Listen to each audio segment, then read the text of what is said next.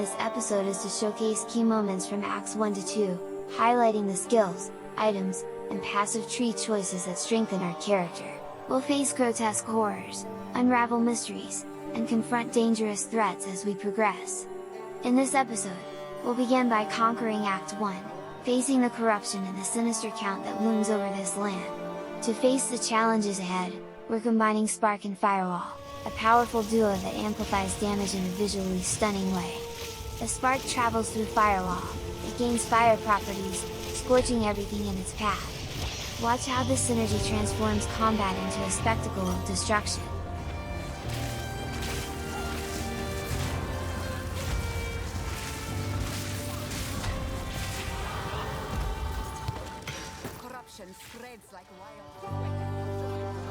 The Executioner tests not just your build, but your skill and timing. Let's rise to the challenge and bring this relentless adversary to his knees. This battle demands focus and careful positioning to avoid his devastating cleaves and ground slams. Watch closely for his telegraph swings, dodging these is the key to survival.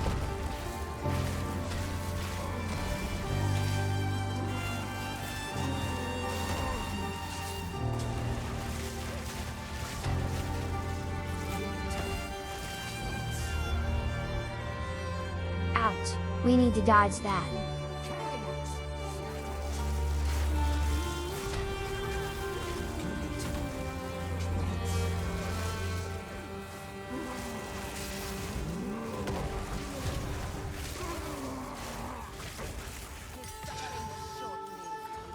The standout item from Act 1 was this staff. I started by vendoring a blue staff, then used a regal orb to add a third stat. Not bad for early game progress. The rest of the gear? It's just trash for now. In Act 2 later in the video we will use regals to buy some gear as this is a much more efficient use for them.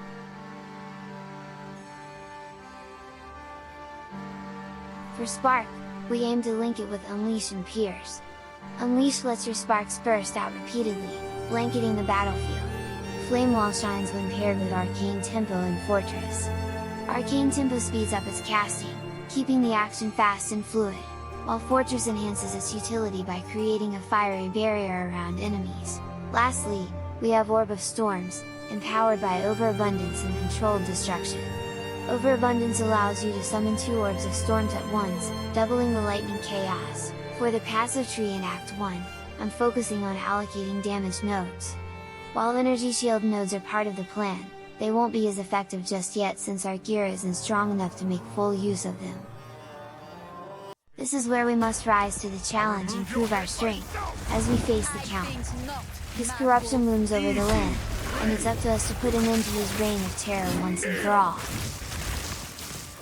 Run, little rabbit! You will falter!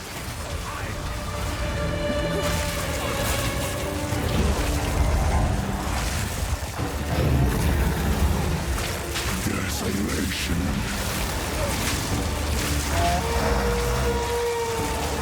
As night falls, winter's chill,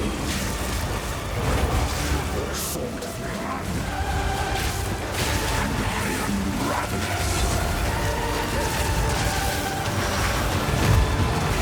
Desolation.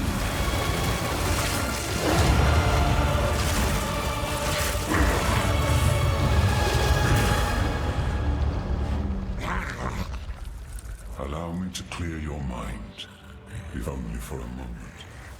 In Act 2, Spark, Flame Wall, and Orb of Storms proved reliable for handling the bosses. Wrathbreaker and Rugia fell without too much trouble using this setup. However, Balbala was another story.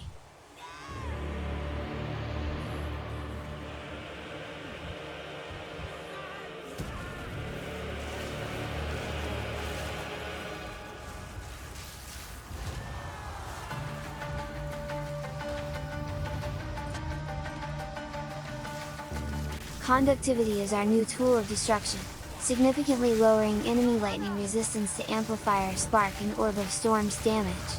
It's linked with Arcane Tempo, making it cast faster for a more agile and responsive playstyle. and Persistence, extending its duration to keep enemies cursed for longer. With this setup, Conductivity takes the place of Firewall.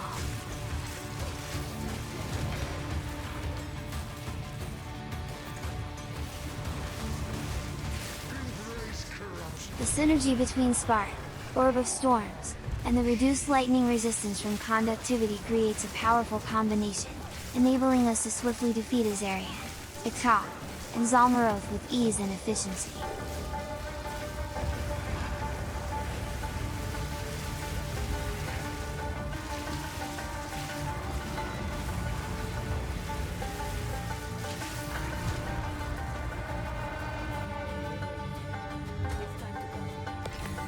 To boost our defenses and mobility, I purchased a helmet, body armor, and gloves from the trade website, focusing on energy shield and resistances wherever possible.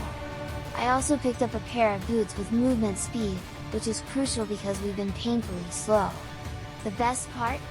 All of these items cost just one Regal Orb each, a much more efficient option compared to trying to craft them myself at this stage. I picked up a staff with +3 to all spell skills for one Exalted Orb, a huge damage boost for our build. On top of that, I found a Midnight Braid, a powerful unit that'll take us well into endgame. These upgrades are game-changing.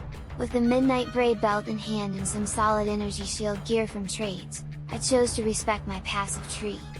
I focused on energy shield nodes and began progressing toward Mind over Matter for better survivability. Additionally, I allocated points into increased Arcane Surge effect, enhancing our cast speed and sustain. This brings us to our Stormweaver Ascendancy, where we'll unleash the true potential of our build. Our first Stormweaver Ascendancy passive is Constant Gale, which grants permanent Arcane Surge, significantly increasing our cast speed and mana regeneration. For our second Ascendancy point, we'll go down to Force of Will, allowing us to scale Arcane Surge off our maximum mana, amplifying our power even further. At the heart of the Dreadnought Vanguard, Jimanra, the Abomination, awaits, a towering storm of fury and lightning. The battle begins in chaos, with crackling bolts and hunting pylons forcing you to move swiftly through the destruction. Winds howl, the air thick with danger, as Sekima Asala shields you from the tempest. But Jimanra's rage only grows. At the height of the storm, he severs the cart, trapping you in a final showdown.